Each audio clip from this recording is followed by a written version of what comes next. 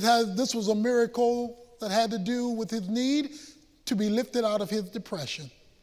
Depression is discouragement on steroids. It's discouragement that now has produced an ongoing level of gloom, an ongoing level of emotional pain.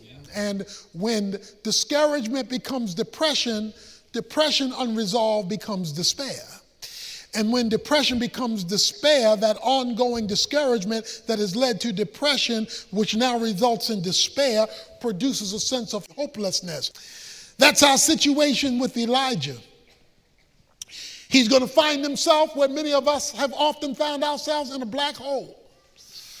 He's going to find himself looking for a light at the end of the tunnel, only to discover it's the light of an oncoming train. Because his whole world is going to be turned upside down in a day. When we come to chapter 19, we find out what led to this emergency shift in his emotions. You see, he had an expectation, because when we finished chapter 18, he had told Ahab, cheer up, laugh, party, eat, and drink, because it's going to rain. And Ahab got in the chariot and made his way home. Elijah beat him home by running. Ahab had a controlling wife.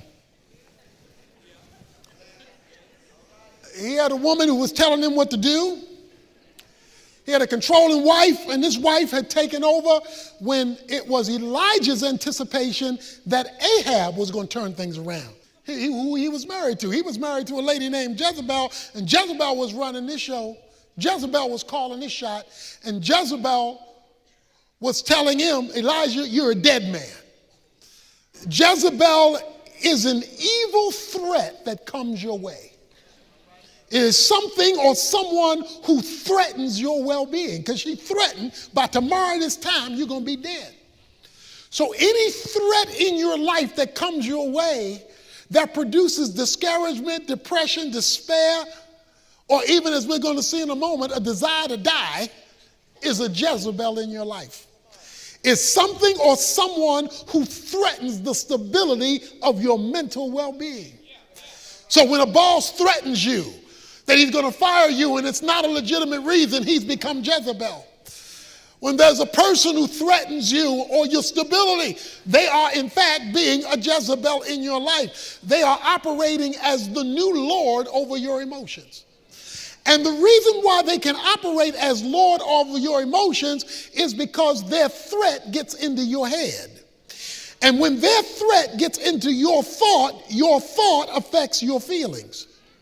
You see, we are made up of three parts. We're made up of body, our physical being. We're made up of soul. Psychology is soul, the study of the soul. So we're made up of a personhood, and then we're made up spiritually. What you have to understand is all three of these are interconnected and interrelated.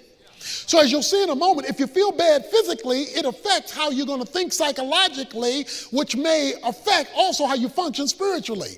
Or if you're down spiritually, that may affect your ability to function physically or your ability to be able to reason psychologically. Or if you're off psychologically, it can make you want to go to bed physically and make you not want to deal with something spiritually. Because all three are interconnected and all three affect the other two. So it is understanding how these three connect with each other, and all three are in this story, that you will understand how to deal with that which controls the mind. Now let's understand, since emotions are part of the soul, how the soul relates to the thought, so that you can understand how to find God's work in that which discourages you emotionally. If your mind is wrong, your emotions are going to be wrong. If your mind is right, your emotions are going to be right. That's why a change in your mind will always change how you feel.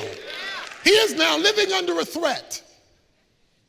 Jezebel, the evil one, has threatened his well-being and his life. And he's trying to figure out now, how is he going to face this?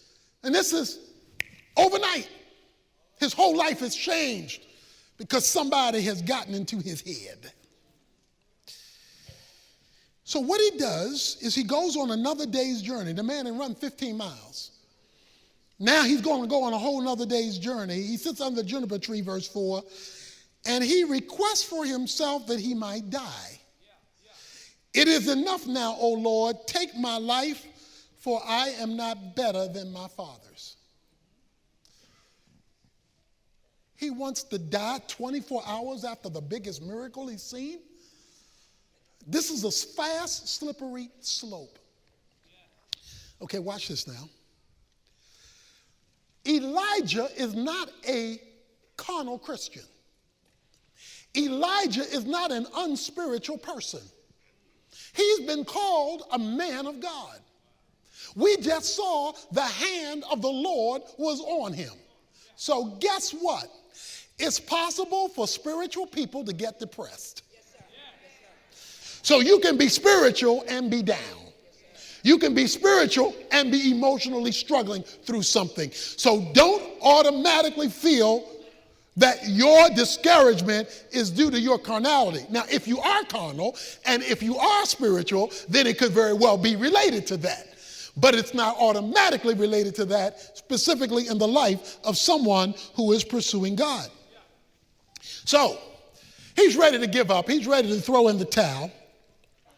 And when he's ready to throw in the towel, he lays down because he's so tired under a juniper tree, which is only a tree big enough for one person to lay under it. And there was an angel touching him and said, arise, eat, verse 5. He looked up, and behold, there at his head a bread cake baked on hot stones, a jar of water, so that he ate and drank and lay down again. When did the angel show up? The angel only showed up after Elijah had had an honest conversation with God. You see, he told God, I want to die. He told God, I'm not good as my fathers. He told God, I have nothing left. He told God, I'm done. And God sent an angel. But he still wants the real thing because he knows what you're going through. The scripture says he knows we're of flesh. So Elijah comes and he bears his soul to God. Because look, when you're ready to die, there ain't no time to be cute. When you so low you want to throw in the towel, that's not the time to play church. That's not the time to just go through religious activity. He gets raw with God. Second thing I want you to notice is how God addressed him.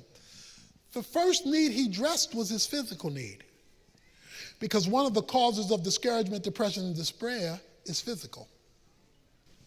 If you're hungry, James says you don't need just a prayer meeting. You need somebody to make you a ham sandwich when you're hungry, because there is a physical reality going on. So it is quite legitimate to examine whether there are physical causes to your emotional struggles and to have those physical causes addressed.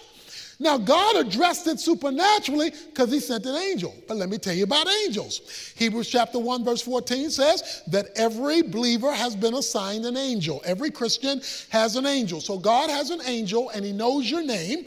Now, the problem with angels is they're invisible because they're spirit beings, and they're supernatural in nature because they're heavenly beings. And so the job of an angel is your personal post office carrier whose job it is to deliver whatever God wants delivered to you. That's what your angel's job is, and every believer has one. But notice the angel doesn't come until the communication takes place between Elijah and his God. So God needs honest communication because he says Elijah is of like nature. So he deals with the reality of exhaustion physically, emotionally, spiritually.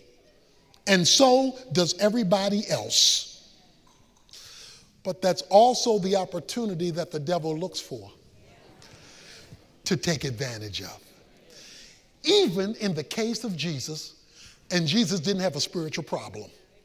But after he had fasted 40 days and 40 nights in the wilderness, it says the devil came to tempt him. Why? He was tired and he was hungry and he was weak. So being tired, hungry, and weak gave the devil the opportunity he had to try to get to the most spiritual person who's ever lived. So you know, if the devil is going to attack Jesus, who couldn't sin and didn't sin, and he already knows our propensity to sin, that you are perfect bait for him to enter your thought in order to get to the caboose of your emotions in order to send you a downer in your life. But you got an angel with your name on it, whose job it is to deliver the supernatural to you. So, the angel of the Lord comes in verse 7 a second time. He's touched with by an angel. Arise, eat, because your journey is too great for you. Now watch this. So he lets him rest before he lets him continue. So he arose and ate and drank and went in the strength of the food 40 days and 40 nights to Horeb, the mountain of God. When you are depressed, many times the last place you want to go is to the mountain of God. The mountain of God means to go in God's presence. That's the last place you want to go. But that's the first place God wants you to run to. He wants you to run to his presence and bring your depression with you. Bring your discouragement with you. He'll give you enough to get to the mountain, to get to his presence. So he calls him into his presence. Now it gets really interesting. Now there are a number of issues going on here. He asked him, then it came to a cave, lodged there, verse 9, and behold, the word of the Lord came to him and said, what are you doing here, Elijah? Now, God doesn't have to ask, why are you here? Because he doesn't know. Because he knows why you're here. He knows that you've been frustrated. In fact, he just fed you. But he asked him, why are you here? The reason God asked him, why are you here, is not for God to get information. The reason he asked, why are you here, is for him to fully express what he's dealing with. So what are you dealing with, Elijah? And here's what Elijah says. Elijah says, I have...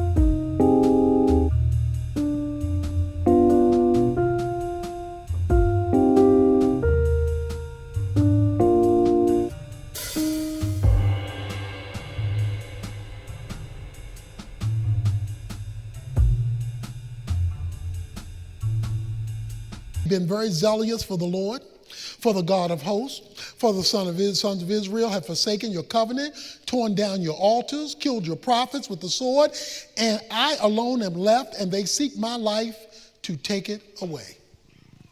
Okay, so let's discuss why he's here. Why are you in this situation? Why are you so depressed? Okay, you asked me, God, I'm going to tell you. I committed myself to you. I dedicated myself to you. All them other people are unspiritual. They didn't keep your covenants. They were worshiping those idols. And I'm all here by myself. He has adopted a victim's mentality. A victim's mentality is a mindset that you adopt because of negative circumstances that says, I'm where I am because everybody else is where they are. I'm here by myself because none of them are agreeing with you, and that's put me out here by myself, and you got me out here by myself. That's a victim's mentality. Now, you can be a victim, but you are to never adopt a victim's mentality where everybody else is responsible for where you are. A victim's mentality is because of them, I'm here. And as long as you have that kind of mentality, you'll always be there. You may be a victim, but you are to never adopt the victim's mentality, because then that allows you to put off being responsible to make the change you should make because they're not making the change they should make. He was just victorious with these people. He was just victorious with them making a renewed commitment. But because he was psychologically damaged, he developed a victim's mentality. Now, please don't misunderstand me. You may be a victim. It may be unfair. It may not be right. It may be evil. So you may be a victim, but that's different than adopting the mindset of a victim. And too many of us socially and economically, and in this case spiritually, have become victims of the devil. If it wasn't for the devil, I wouldn't be here. Well, guess what? He ain't changing. Okay? If it wasn't for them sinners, I wouldn't be stuck here. They not changing. If it wasn't for this situation, I wouldn't be here. Okay, that may be true, but they may never change. So what are you going to do? So come, tell me why you're here, but don't expect me to just pat you on the back and feel sorry for you, because the thing that brought you here may never change. And many of us block the supernatural because we become comfortable as victims. Many of us have gotten stuck in our station in life. This is a racial issue, it's a social issue, it's a class issue, and in this case, most importantly, it's a spiritual issue. Elijah was wrong. He says, I'm a victim and I'm all by myself. Okay. So God says, go forth and stand on the mountain before the Lord. And behold, the Lord passed by, and it was a great wind, rending the mountain and breaking it into pieces, the rocks before the Lord. But the Lord was not in the wind. There was an earthquake, but the Lord was not in the earthquake. Verse 12, he said there was a fire, but the Lord was not in the fire. But after the fire, the sound of a gentle blowing. When Elijah heard it, he wrapped his face in the mantle and went out and stood in the entrance of the cave. And behold, a voice came to him and said, what are you doing here, Elijah? He said in verse 14, he says it again, I'm very jealous for the Lord, but the people have forsaken you. I alone am left. They seek to take my life. So guess what God does? You find at the end of verse 3, it says he left his servant behind. So Elijah is by himself. Because depression gets worse if there's nobody in your life to change your thinking. See, if you're feeling sorry for yourself and you're talking to yourself, that's a bad conversation for yourself. You're already feeling sorry, and there's nobody to talk to but you, about you, regarding you, to tell you what you ought to do, and you aren't in a place to even hear you correctly, and what you are telling you is only related to how you feel, then your discussion with yourself is helping yourself to become worse off about you. So God then enters the picture and tells him, Elijah, tell me how you feel. Stop talking to yourself, because when you talk to yourself, you were getting depressed, you were suicidal. Start talking to me, okay? Now I'm going to show you the wind and the rain and all that stuff. Now talk to me again. No, Elijah, don't talk to yourself, because you and you aren't getting together with you real good. God has to clarify. Verse 18, yet I will leave 7,000 in Israel, all the knees that have not bowed to Baal, and every mouth that has not kissed him. Now, what's his complaint? I'm the only one. God says, there's 7,000 folk like you out there. It's just you are so psychologically bent right now, all you see is you. I got 7,000 people you don't even know about who have the same faith, same commitment, same loyalty that you have. So you are wanting to die off of misinformation. You don't have the right information. And so what did God's presence in his counseling session do? Give him new data. And then God closes by doing one other thing for him. And it's a very important thing. In verses 19 through 21, he runs into a man named Elisha. The end of verse 19 says, and Elisha passed over to him and threw his mantle on him. He left the oxen and ran after Elijah, Elisha does, and please let me kiss my father and my mother, then I will follow you. And he said to him, go back again, for what have I done to you? So he returned from following him, took the pair of oxen, sacrificed them, boiled their flesh with the implements of oxen, and gave it to the people, and they ate. Then he arose and followed Elijah and ministered to him. Because sometime when you're discouraged, you need somebody with flesh and blood. Sometimes talking to God, he's a spirit out there, he's real, but he's a spirit out there. So guess what God did? God gave him a friend. God said, look, I'm going to bring somebody in your life who is going to minister to you. Because right now, your ministry has been depleted. And your get up and go is not there. So guess what? Now that I have been counseling with you and you brought me into the equation of your victim's mentality, I got somebody I have already set up to bring into your life to minister, to encourage, to lift you up, and to bring you out of your depression.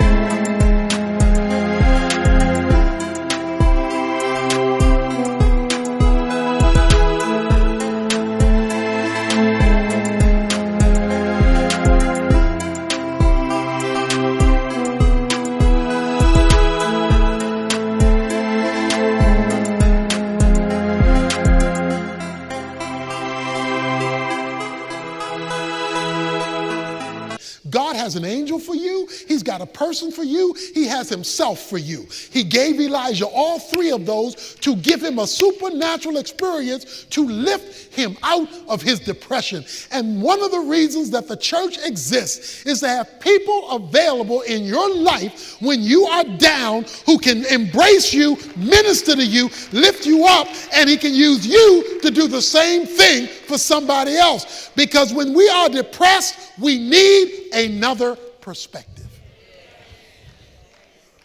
That doesn't deny the reality of how we feel. But what it does is it doesn't let you live there.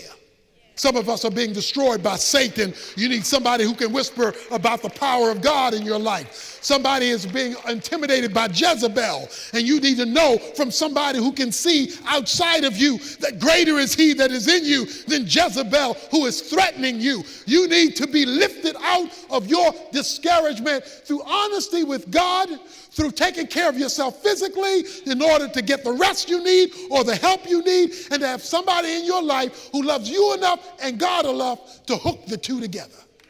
When that takes place, you may still get discouraged, but God will lift you out of it, because even godly people